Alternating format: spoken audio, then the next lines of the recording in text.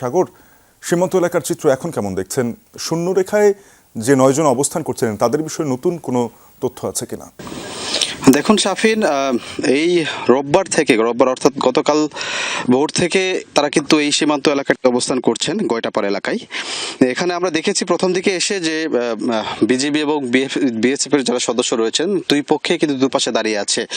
এখন পর্যন্ত আনুষ্ঠানিকভাবে কোনো তথ্য আমাদেরকে দেওয়া হয়নি, তবে এই যে 30 থেকে 31 ঘন্টা যাবৎ এই যে এখানে নারী পুরুষ এবং কি শিশু রয়েছে, তারা যে মানবতার জীবনযাপন করছে বা এখন অবস্থান করছে, সেটা কিন্তু খুব শোচনীয় একটা অবস্থা। আমরা দেখেছি যে বাংলাদেশের যে স্থানীয় বাসিন্দারা রয়েছেন তারা কিন্তু সহায়তা করছেন, বিভিন্ন সময় খাবার দিচ্ছেন, তাদের কাছে কিন্তু যাচ্ছেন।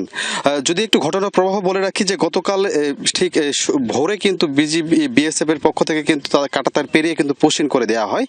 এখন নো ম্যানস ল্যান্ডের ঠিক বাংলাদেশের যে পাশটা রয়েছে সেই পাশে কিন্তু তারা অবস্থান করছেন। স্থানীয় বাসিন্দা বিজেপি তাদেরকে কোনোভাবেই প্রবেশ করতে দেয়নি, সে কারণে এখন অবস্থান ওইভাবে আছে।